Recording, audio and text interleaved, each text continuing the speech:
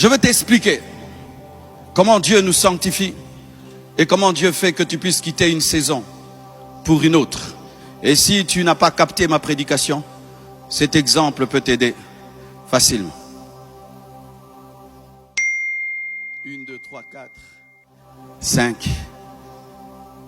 Où est la 6e personne?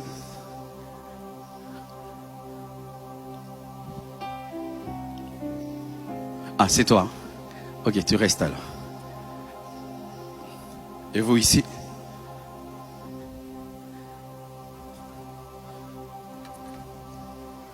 Le pain qui a faim, c'est la nouvelle saison. Où est la terre, la saleté? La terre, le péché. Ah, ils sont nombreux. Vous partez, hein? Sorry. Non, toi tu peux rester. Oui, viens ici. Ok. Le savon. L'eau. Dis à ton voisin, lave-toi pour manger. Ton voisin de gauche, lave-toi avant de manger. Encore, lave-toi avant de manger. Plus fort, lave-toi avant de manger. Acclamons le Seigneur. Ça c'est toi. T'es pas le diable. Ça c'est le diable. La terre c'est le péché. Lui, le savon, c'est le sang de Jésus. L'eau, c'est le Saint-Esprit. L'essuie, c'est la parole de Dieu. Le pain, c'est la bénédiction. Et lui, c'est Dieu qui tient ta bénédiction. La plupart des temps, les chrétiens veulent quitter le péché directement vers la bénédiction. C'est ce qui arrive maintenant dans les églises. Les gens vont à l'église, Seigneur bénis-moi, élève-moi, l'onction, l'onction, l'onction. Tu étudies la vie de ces jeunes-là qui veulent l'onction. Ils sont dans des impudicités, ils sont dans des avortements, ils sont dans des péchés terribles, mais ils veulent du coup le pain. Et voici la réalité spirituelle.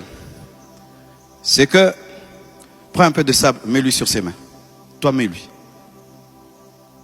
Ce sable-là, ce n'est pas un sable que tu as commis.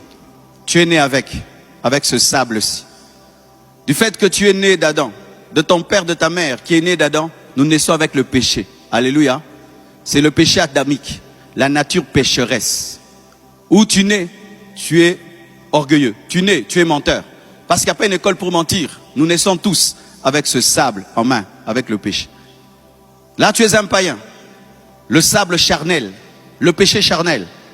Et un païen vient à l'église, vous lui dites, tu seras grand, tu seras béni. Il est un homme animal. Comment est-ce qu'un homme animal peut recevoir la bénédiction de Dieu? C'est pourquoi il y a des gens qui font des années en Dieu.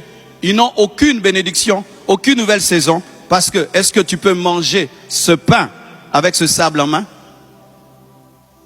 Quand les païens viennent à l'église, Dieu te bénit, Dieu te bénit, Dieu te bénit. Nous sommes en train de prêcher quoi? Que des gens avec du sable en main peuvent manger le pain. Qui d'entre vous peut donner à son enfant du pain avec le sable en main? Aucun d'entre vous, personne, à moins que tu n'aimes pas ton enfant. Et quand tu vois Dieu commencer à te bénir malgré tes péchés, fais attention, peut-être qu'il ne t'aime plus. Quand Dieu t'aime, il te dira toujours, lave les mains. Pourquoi? Parce que manger avec des mains sales, ça donne quoi? La maladie, des bactéries, des microbes, des vers. Et tu veux que Dieu te bénisse, mais tu ne veux pas donner ta vie à Jésus. Donne ta vie à Jésus, non. Consacre-toi à Dieu, non. Que Dieu me donne le travail, que Dieu me donne le mariage, que Dieu me donne ceci. Mais toi, donne ta vie à Jésus, parce que ce n'est qu'en donnant ta vie à Jésus que le péché adamique te quitte. Que la nature pécheresse est crucifiée, Mais sans cela, elle ne sera pas crucifiée. Tu peux être membre de l'église Compassion, mais tu es un païen. Tu peux avoir la carte de baptême, mais tu es un païen. Tu peux avoir des responsabilités, tu es un païen. Tu as toujours ce sable en main. Mais tu jeûnes à Alpha 40, à Alpha ceci, à Alpha cela. Mais tu veux le pain. Mais on ne te donnera jamais le pain. Tu n'auras jamais le pain. La première prédication pour un païen, ce n'est pas la bénédiction. Ce n'est même pas la sanctification. C'est recevoir Jésus comme son Seigneur et son Sauveur personnel. La conversion. Et après que tu te sois converti et tu as la victoire sur ta chair, sur la nature adamique, malgré que tu es devenu chrétien, tu dois te sanctifier. Car Hébreu ne parle pas aux païens, mais parle aux chrétiens. Malgré que nous sommes des chrétiens, nous devons nous sanctifier. Pourquoi? La lutte contre le péché dure jusqu'à ta mort. Jusqu'à ta mort, tu combattras le péché.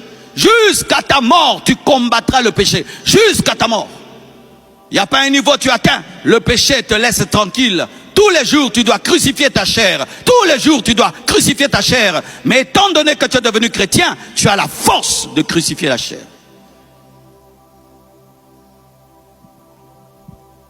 Lui, il représente Satan. Il représente le monde. Il représente les pécheurs qui te tentent. Présente-lui. Frère, toi, tu te prends vite comme ça. Présente-lui le péché. Oh, mais tombe, non? Mais pêche, non? Vole, non? Couche avec cet homme. Couche avec cette femme. Le diable te présentera la saleté, mais il ne la mettra pas sur toi. C'est toi qui dois mettre tes mains. La tentation n'est pas une obligation, c'est une invitation, une sollicitation. De la même manière que vous refusez d'aller dans certaines fêtes malgré l'invitation, tu peux dire non au péché malgré l'invitation au péché. Être tenté n'est pas être obligé de pécher, c'est une invitation. Sur 10 invitations que je reçois, je n'accepte qu'une invitation. Des fois même sur 50 invitations que je reçois, je n'accepte qu'une seule invitation à cause de mon emploi du temps. Mais ce n'est pas parce que je suis invité que je suis obligé de prêcher dans toutes les églises. Si je répondais à toutes les invitations, même dimanche, je ne prêcherais pas ici. Prêcher ici, c'est une décision de ne pas aller prêcher quelque part. Et la sanctification, c'est la décision de ne pas pécher malgré la tentation. Malgré la tentation. Si tu te sanctifies parce que tu n'es pas tenté, tu n'es pas encore sanctifié. La vraie sanctification, c'est face à la tentation. Je répète, la vraie sanctification, c'est face à la tentation. Il propose, c'est tout. Mais il ne peut pas te faire faire. C'est toi qui dois faire. Parce que tu es créé à l'image de Dieu, à sa ressemblance. Tu as une volonté souveraine, la capacité de dire oui et de dire non. Et le diable souvent, lorsque tu refuses de prendre le péché, qu'est-ce qu'il fait? Il commence à dire que tu as péché même si tu n'as pas péché. Quand tu vois le diable te calomnier, c'est qu'il a échoué. Il a échoué de te faire tomber, c'est pourquoi il dit que tu l'as fait mais tu ne l'as pas fait. Lorsque la femme de Potiphar échoue de te faire tomber, elle dit que tu es tombé sans tomber, mais c'est parce que tu n'es pas tombé qu'on te calomnie. Certaines calomnies, c'est la preuve de la sainteté. C'est-à-dire que Satan voulait que tu tombes. Il voulait que tu le fasses, mais tu ne l'as pas fait, c'est pourquoi tu es calomnié. Mais quand maintenant tu ne pêches pas, et Satan te calomnie, voici maintenant le piège, c'est que beaucoup de chrétiens, lorsqu'ils ne pêchent pas, et on le calomnie, il dit, ça sert à quoi de craindre Dieu? Malgré que je crains Dieu, j'ai une mauvaise réputation. On a dit ceci. Frère, il y a toujours une différence entre faire et ne pas faire, même si les gens disent que tu as fait. Dieu qui voit tout ce que tu ne l'as pas fait. Alors certains vous péchez afin de confirmer les calomnies et vous ne savez pas que vous êtes tombé dans la stratégie du diable parce qu'il t'a calomnié pour que tu pêches parce que tu n'avais pas péché. Vous comprenez le bas? Une jeune fille, tout le monde disait qu'elle était sortie avec une star d'une musique là. Je ne cite plus les noms, cessez le feu. Oh, elle est tombée avec tel musicien. Tel musicien. La fille là ne l'avait jamais fait. C'était une grande, très élégante femme, une métissée. Quand tu la vois, tu vois vraiment qu'elle est péchée. Vraiment. Les gens s'y pensent que la beauté c'est le péché. Non, quelqu'un peut être beau, belle, mais sainte. Une fille peut être belle, mais elle est pure. Alors tout le monde lui collait ça. Vous savez ce qu'elle a dit? Ok, moi je suis chaste, je suis vierge et on me colle cela. Ok, je vais aller dans le concert de cet homme-là et je vais sortir avec lui.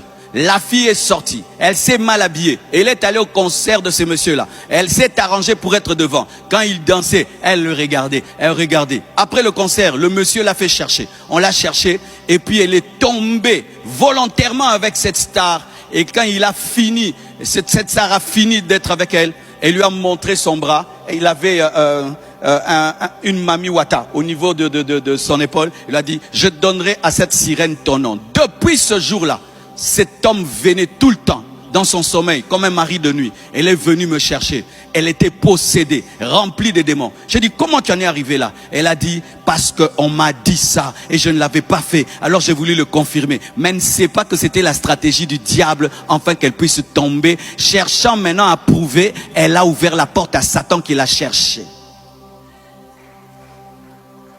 Alors certains au milieu de vous, vous êtes tombés. C'est dit toi-même tu as touché. Touche maintenant toi-même, volontairement. Oui, zoa penza ozui. Ok. Quand maintenant tu as succombé au péché, volontairement, et on te prophétise, nous voyons une nouvelle saison, nous voyons une nouvelle saison. Tu veux courir vers cette nouvelle saison. Mais Dieu, quand il te dit, ok, montre-moi tes mains. Oh, c'est sale. Oh, dis, je te donne pas. Va te laver. Tu dis à Dieu, attends, j'ai faim, j'ai faim. Quel parent nourrit rapidement son enfant parce qu'il a faim sans tenir compte des mains? Il va t'envoyer un prédicateur. Il va t'envoyer lire la Bible et tu vas comprendre que tu dois d'abord laver tes mains. Et là, tu vas vers, eh frère, non, garde la saleté frère. On ne se sanctifie pas par soi-même. Il faut un travail, donne-moi la main. Là, c'est ce que tu as fait, c'est ce qu'on appelle la religion. Et la religion n'enlève jamais toutes les saletés. N'est-ce pas que malgré que tu as jeté là-bas, il y en a toujours. La religion ne délivre pas du péché. C'est le christianisme, c'est la relation avec Dieu qui délivre avec le péché. Quand j'étais païen, je prenais des décisions. J'arrête, j'arrête. Le lendemain, je tombe. Pourquoi? C'est la religion.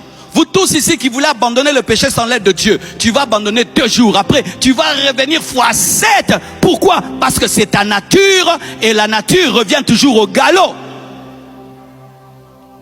Tu ne peux pas être saint sans le Dieu saint. Tu ne peux pas vaincre le péché sans l'aide de Dieu. Et Dieu maintenant va t'amener vers le savon.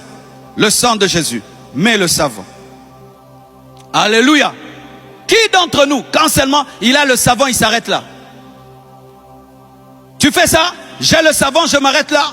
Comme certains chrétiens. Oh, le sang de Jésus m'a lavé. Mais écoute la parole, non. Communion avec le Saint-Esprit, non. Mais qui d'entre vous garde le savon sans collaborer avec l'eau et l'essuie? Même si Jésus est dans ta vie, même si le sang de Jésus-Christ t'a lavé, combine le sang de Jésus avec la parole, avec le Saint-Esprit, avec la parole, avec le Saint-Esprit, avec la parole, avec le Saint-Esprit, comme tu combines le savon avec l'eau et l'essuie. Va maintenant laver les mains. Vous avez remarqué ceci? Qui lave les mains? Qui lave les mains? Dieu pourvoit à l'eau, Dieu pourvoit au savon, mais c'est toi qui frottes les mains. Lorsque Dieu veut laver tes mains, il y a ta participation et ta collaboration. Il y a la part de l'homme dans la sainteté. Arrêtez de dire ces choses-là. Dieu change-moi, Dieu change-moi, change-moi. Seigneur, délivre-moi de cet homme. Ok, ne va plus chez lui. Non, Seigneur, je reste quand même et toi délivre-moi. Non, la Bible dit fuyez l'impudicité. Ce sont tes jambes, c'est toi qui fuis et Dieu te propulse. Tu fuis, Dieu te propulse.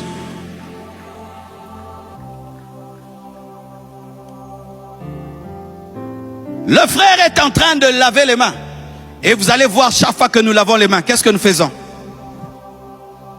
Ici, n'est-ce pas? Pourquoi? Ce sont les endroits où la saleté se cache. Même les péchés chéris. Même les péchés cachés.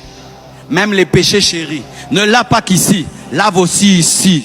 Ici, entre les doigts. Lavez entre les doigts. Lavez les péchés que personne ne connaît, que toi-même tu connais. Entre les doigts. Je peux te présenter ma main comme ça. Elle paraît propre, mais entre les doigts, c'est sale. Mais Dieu voit même entre les doigts. Dieu connaît qui tu es vraiment. Lorsque tout le monde t'appelle saint, entre les doigts. Même entre les doigts, lave. N'aie pas comme sainteté la sainteté que les hommes t'attribuent. Aie la sainteté secrète et réelle. La sainteté secrète et réelle entre les doigts, lave. Même si Dieu te donne le sang, même si Dieu te donne le Saint-Esprit, il y a aussi ta part. Tu dois collaborer, tu dois participer. Ou Dieu te dit, ok, mon enfant, tu n'iras plus à tel endroit, n'y va pas. Seigneur, sanctifie-moi. Ok, tu as des mauvais amis qui te poussent toujours au mal. Ne les côtoie plus. Toi, tu veux les côtoyer et Dieu te sanctifie. Non, ça ne marche pas. Il y a aussi ta part. Oh Dieu, pardonne-moi. Prends la chose que tu as volée. Va rendre ta part. Appelle la personne, dit c'est fini. Écris à la personne, dit c'est fini. Éloigne-toi, c'est ta part, éloigne-toi. Éteins la télé, c'est ta part. Alléluia. Éteins ton téléphone, c'est ta part. Bloque cette personne, c'est ta part. C'est ta part. Même s'il y a l'eau, même s'il y a le savon. Est-ce que le savon va te laver sans que tu puisses présenter les mains? Est-ce que l'eau va te laver si tu ne frottes pas les mains? Vous voulez que Dieu fasse tout, que lui-même frotte vos mains, que lui-même pompe les savons? Non, il y a ta part, il y a ta part. Tu ne sortiras pas de ce péché-là sans faire ta part. Tu triches à l'école? Alors, va t'asseoir à un endroit où on va te voir. Les tricheurs, vous asseyez toujours derrière au fond. Va t'asseoir devant. Fais l'examen devant. Fais l'examen devant. Fais l'examen devant. Fais l'examen devant. Toi qui aimes toujours les choses secrètes, fais les choses en public. C'est bon maintenant mon frère. Il n'y a plus de rien. Vous voyez comment c'est devenu beau. Mais si tu es bien lavé, mais l'eau dégouline, est-ce que c'est fini? Oui, le sang de Jésus m'a lavé. Le Saint-Esprit. Mais vous ne lisez jamais la Bible. Vos Bibles souffrent des blessures intérieures. Des gens qui ont 5 ans dans le Seigneur, il n'a jamais lu son Nouveau Testament de Matthieu jusqu'à Apocalypse. Tout le temps sur WhatsApp, tout le temps sur YouTube, connaissant la vie de tout le monde. Mais tu ne connais même pas la vie de Paul, la vie de Pierre et de Jean. Mais vous connaissez toute la vie de Marcelo. Vous ne connaissez pas toute la vie de Paul qui peut changer vos vies. C'est ça les chrétiens d'aujourd'hui. Ils connaissent tout sur tout le monde, mais ils ne connaissent rien sur la parole qui peut les sauver. Oui, vous passez votre temps sur Internet en train de regarder la vie des gens au lieu de lire la Bible. Les chrétiens avant Internet étaient puissants parce qu'ils lisaient la Bible. Ils lisaient la Bible. Les chrétiens d'aujourd'hui passent leur temps sur TikTok et connaissent des choses sales, mais ne connaissent pas l'essentiel. Je te pose la question, as-tu lu, depuis que l'année a commencé même, 5 chapitres de la Bible?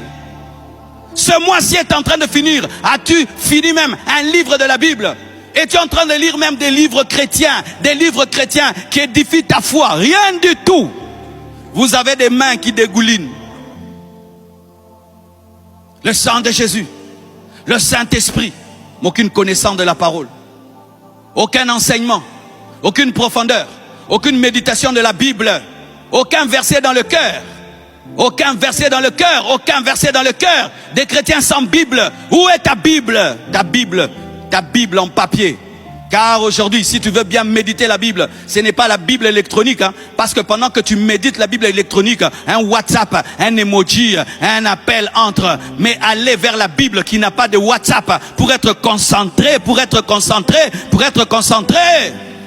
Lorsque je vais prêcher, j'utilise ma Bible électronique. Mais quand je vais méditer pour moi-même, j'utilise l'ancienne Bible. J'utilise l'ancienne Bible où je peux souligner. Soyez des chrétiens sérieux. Il est lavé, mais ses mains dégoulinent.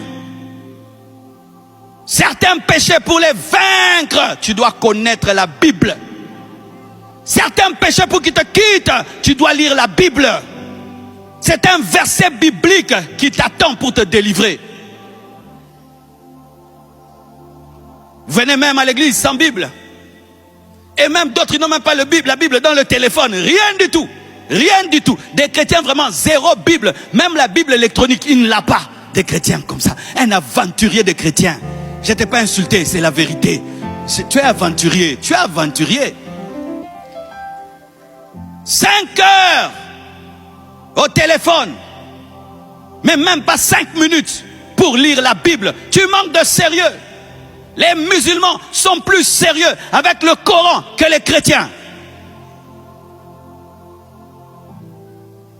Les musulmans, même un simple fidèle, maîtrise le Coran.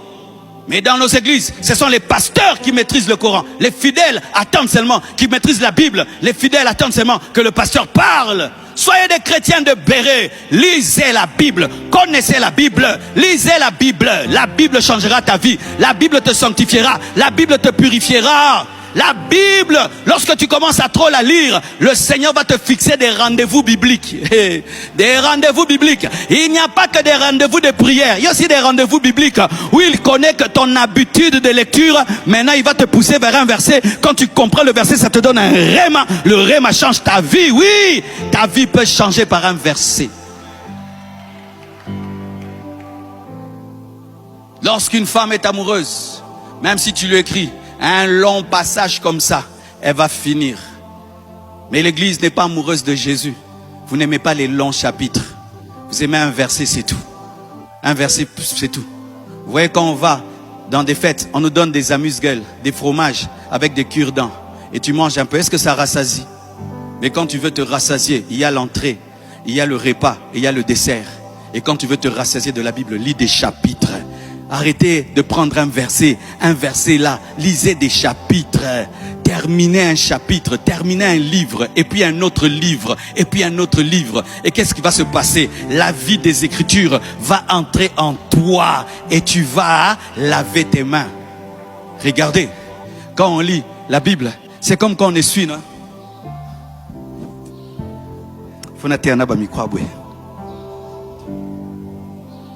Quand tu ouvres les papiers, les pages. Quand tu es en train de feuilleter ta Bible, c'est comme quelqu'un qui est en train d'essuyer les mains.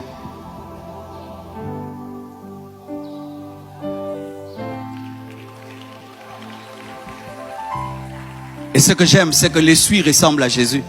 Car lorsque tu te laves, tu laisses ta saleté dans l'eau et tu laisses ta saleté sur l'essuie. Et Jésus prend tes péchés. Il s'est fait pécher pour que tu deviennes saint. Mais pour que la sainteté de Dieu vienne en toi, il faut que tu t'approches de lui. Essuie, mon frère. Et quand il essuie, il est proche de la bénédiction. Quand il essuie, il est proche du mariage. Parce que tu peux être là, tu dis Seigneur, donne-moi le mari, donne-moi le mari. Mais ton problème, tu es une femme avec des réponses, des réponses, des réponses. Et Dieu sait qu'une femme pareille avec des réponses piquantes, même si on lui donne un mari, elle va détruire son mariage. C'est pourquoi Dieu te pousse vers la parole. Il te pousse vers le Saint-Esprit. Il veut te laver, mais toi tu veux le mariage. Même si on te donne le pain là, tu vas le salir. Même si on te donne le mariage, tu vas faire souffrir cet homme. Parce que les hommes ne supportent pas les femmes avec des réponses piquantes.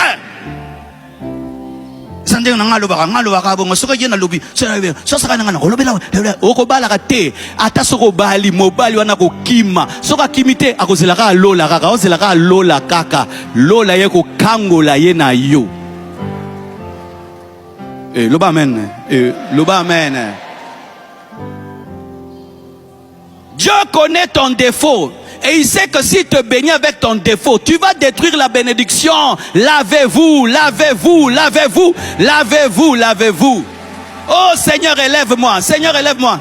Dieu sait que tu es voleur. Dieu sait que tu es voleur. S'il ose t'élever, tu finis en prison. Dieu t'aime tellement qu'il ne t'élèvera pas parce que tu vas finir en prison au Kosamwa. Tu sais, tu te connais que toi devant l'argent, tu deviens païen. Vrai ou faux? Vrai ou faux? Oh, tu te connais que toi devant l'argent, tu deviens païen. Qui devient païen devant l'argent ici? Lève la main. Mais tu le dis, non? Toi-même tu le dis. Là.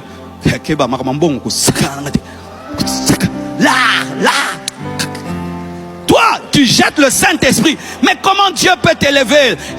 Alléluia. Dieu a élevé Joseph parce qu'il pouvait être fidèle dans la maison de Potiphar. C'est pourquoi il lui a donné l'Égypte. Parce qu'il savait qu'il n'aura pas de problème avec Pharaon. Il n'a pas touché à la femme d'autrui. Il savait qu'il n'allait pas toucher au bien de Pharaon.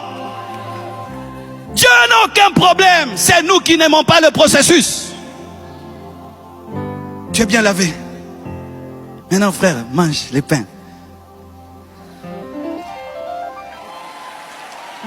Ah, frère, Balia Rali pas bon thé. Non, Balia Rali pas bon thé. Asalika erreur nando yeba. Ah frère. Voyez que lipa bongo te. N'a pas sur deuxième chasse. Ah, bakataka d'abord, hein. Lipa. Oh, acclame le Seigneur. Quand il a pris le gros pain, il a mangé comme ça. Est-ce qu'on fait ça? Le pain n'est pas un micro quand même. Mais toi tu fais ça. Païne. C'est un problème d'éducation et de manière. Mais lui, je crois que c'était l'émotion. Il est bien éduqué. Il s'est rattrapé. Quand on te donne le pain, qu'est-ce que tu dois faire? Le briser. Comme Jésus était brisé avant d'être donné. C'est-à-dire qu'il faut reconnaître que ce n'est pas par ta force, mais par la grâce. Christ est mort pour que tu sois béni. Il faut briser. Et regardez encore, pour que tu manges le pain, tu dois le couper jusqu'à ce qu'il ait la taille de ta bouche. Ce n'est pas parce que la manne est un miracle que Dieu prépare la manne pour toi. Tu dois préparer toi-même. Même dans la bénédiction, il y a le travail.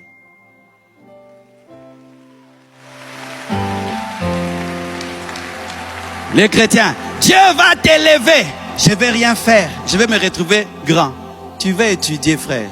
Tu vas transpirer. Tu vas couper les pains. Tu vas mâcher les pains. Tu vas avaler les pains. Tu vas travailler les pains.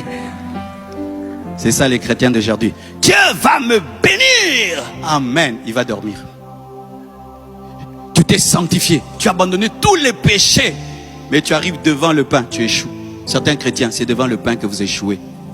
Sanctifié, lisant la Bible, amis du Saint-Esprit, tout, mais des paresseux, des zololos, des goyi-goyi, na komba kondima.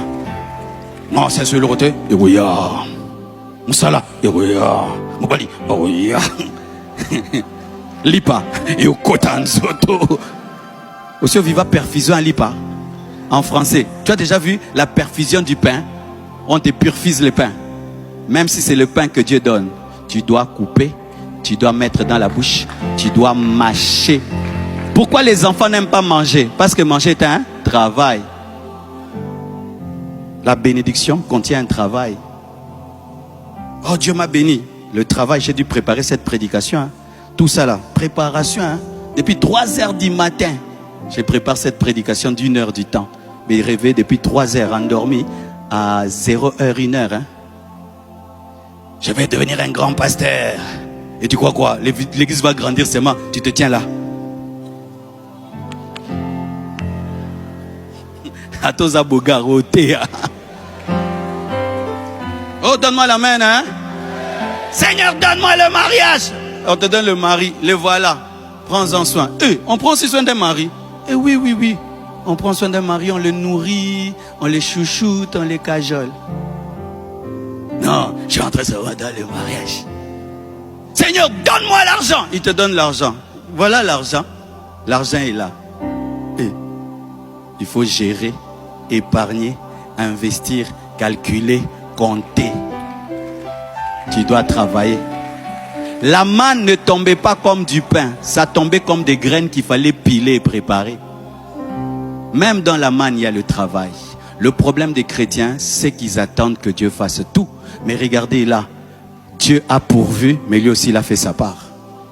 Le pain n'est pas venu de lui, le pain est venu de Dieu, mais sa part c'est de le prendre, de le couper, de le mettre dans la bouche et de le mâcher.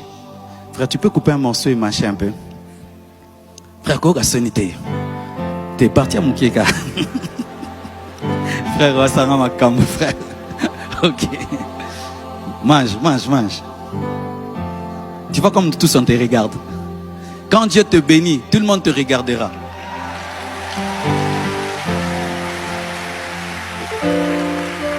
Et maintenant, quand tout le monde te regardera, voici maintenant la bénédiction va t'amener des bénédictions et aussi des problèmes. Certains seront jaloux. Pourquoi seulement lui mange? Hein? Pourquoi seulement lui mange? Ils voudront même te faire vomir pour manger. C'est pourquoi quand Dieu te bénit et que tu entres dans ta nouvelle saison, prépare-toi à des ennemis. Parce que même si Dieu te promet Canaan, il y a la guerre à Canaan. Beaucoup de chrétiens, oh la nouvelle saison, le repos. Le repos c'est seulement au ciel. Le repos, c'est seulement au ciel. N'attendez pas la paix pour être en paix, soyez en paix sans paix. Comme Jésus qui pouvait dormir dans une barque agitée. Vous qui attendez la paix lorsque vous n'aurez pas des ennemis, vous aurez toujours des ennemis jusqu'à la mort. Car il y a des gens qui vous haïront même seulement parce que toi tu manges le pain, eux ne mangent pas le pain. Mais aussi, quand tu as le pain, ne mange pas seul le pain. Partage aussi les pains. Prends des morceaux, donne aux autres. Parce que quand tu es le seul à manger, tu es en danger de mort. Ne te réjouis pas d'avoir la seule plus belle maison du quartier. Le jour qu'il y aura pillage, c'est toi qu'on pillera. Ne te réjouis pas d'être le seul qui a reçu dans votre famille. Ils vont désirer ta mort afin de prendre tes biens. Cherche à ce que tout le monde soit grand. Cherche à ce que tout le monde soit élevé. C'est ce que Dieu a fait avec Joseph. Il n'était pas le seul grand. Les autres aussi sont devenus grands. Et d'ailleurs, Judas est devenu plus grand que Joseph parce qu'il a engendré David. David qui a engendré Jésus. Ah, tu vas dire, na kembi boye, taba parcours na ngai, et bon après ça vient lipa. C'est ça être une source de bénédiction. Ce n'est pas tout le monde à qui Dieu a demandé Isaac, mais il a demandé Isaac à Abraham, afin qu'Abraham soit une source de bénédiction pour tout le monde. Ce n'est pas que tout le monde doit souffrir comme tu as souffert pour avoir ce que tu as. Eux aussi ils auront leur école, mais dans ton école, fais les grâces. Car nous n'entrons pas dans une nouvelle saison pour nous. Nous entrons dans une nouvelle saison pour être une source de bénédiction. Car le pain que Dieu nous donne, nous ne pouvons pas le manger seul. Car lorsque même tu demandes une pêche miraculeuse, elle ne peut pas être contenue que par ta barque. Il y aura d'autres barques à côté qui auront besoin de ta pêche miraculeuse. Même si tu es le premier à qui Jésus a dit, jette ton fil. Alléluia. Terminons. Alors souvent, qu'est-ce qui arrive? Lorsque nous arrivons à ce niveau-ci et qu'on a le pain, on se relâche. Le relâchement du pain. Tu as l'argent, tu as une femme, tu as des enfants, tu as tout ce dont tu as besoin, Dieu t'a exaucé, tu as voyagé, tu es devenu un grand homme de Dieu, tu as les choses que tu désirais, tu tombes dans le péché de Salomon. Le péché du pain, d'être arrivé. Et tu perds la discipline de la parole. Tu ne lis plus la Bible parce que tu as le pain. Oui, depuis que Dieu t'a béni, toi tu ne lis plus la Bible. Avant tu lisais la Bible. Tu quittes la dimension de l'essuie, de la parole. Tu perds l'intimité avec le Saint-Esprit. C'est toi maintenant qui te dirige, qui te conduit. Avant c'était Saint-Esprit veux-tu? Saint-Esprit, Saint-Esprit aide-moi. Mais non, je peux, j'ai l'expérience, je connais. Et le sang de Jésus-Christ pour toi, tu ne considères plus la grâce de Dieu. Et quand tu pêches, tu ne viens plus demander pardon. Tu as maintenant des arguments de ton ancienne connaissance de la Bible pour convaincre même Dieu que tout va bien. Et qu'est-ce qui arrive? Mélange le pain avec le sable. Prends le pain là encore. Tu as maintenant une bénédiction avec le péché. Tu as l'élévation avec le péché. Tu as la grandeur avec le péché. Et lorsqu'un pain a le sable, est-ce que c'est toujours du pain? Qu'est-ce qu'il faut en faire? Jeter à la poubelle. Ce qui fait que quand devant Dieu tu te trouves grand, béni, ceci, pour Dieu, il trouve que c'est rien du tout. Parce que là, tu dois encore recommencer à zéro. Recommencer à zéro. Oui, mes frères, vous tous qui, à cause de la bénédiction, de l'élévation, vous avez perdu votre discipline avec la parole, le Saint-Esprit, la grâce de Dieu. Même si vous avez le pain pour Dieu, ce n'est plus le pain. C'est de l'ingratitude. L'ingratitude. L'ingratitude. Depuis que Dieu t'a béni, tu ne pries plus. Depuis que Dieu t'a élevé, tu ne jeûnes plus. Depuis que Dieu t'a béni, tu ne cherches plus Dieu. Depuis que tu as un pain maintenant pourri. Mais quand Dieu vient te dire jette à la poubelle, tu dis quoi? Non. Frère, comment on m'a cassé? Non. Non. Non. Non. Non. Et certains restent à ce niveau-là, 10 ans de leur vie, en train de s'accrocher à une élévation sans Dieu, à une bénédiction sans Dieu, à la hauteur sans Dieu, alors que Dieu veut vider tes mains pour que tu recommences à zéro. Et comme il est plus fort que toi, et tu refuses, il va t'arracher de force. Et ton parcours là maintenant va devenir encore plus exigeant, parce que Dieu aura peur de toi. Quand tu redemanderas encore le pain, il va dire, tu feras ce que tu as fait et tu devras encore prouver. C'est pourquoi vous voyez les premières tables de Moïse, Dieu les a tracées pour lui. Les secondes, il a tracé lui-même. Quand Dieu t'élève et te bénit, sois fidèle, sois fidèle, sois fidèle, sois fidèle. Parce que la finalité et le véritable pain n'est pas le mariage, n'est pas le voyage, n'est pas l'argent. Le véritable pain, c'est rencontrer le pain de vie dans les airs. Jésus-Christ de Nazareth, l'enlèvement, l'enlèvement, Église, l'enlèvement, Église, l'enlèvement, Église, le paradis, la nouvelle Jérusalem céleste. Ceci n'est pas la finalité de ma vie. Ceci n'est pas la finalité de ma vie. La finalité de ma vie n'est pas un grand ministère. La finalité de ma vie, c'est aller au ciel. La finalité de ma vie, c'est le paradis. La finalité de ma vie, c'est l'enlèvement. Si le ministère devient grand et je ne suis pas enlevé, je rate le paradis. J'ai échoué. C'est un pain qui est devenu sale. Alléluia. Ainsi, je clôt mon enseignement. Que Dieu vous bénisse abondamment.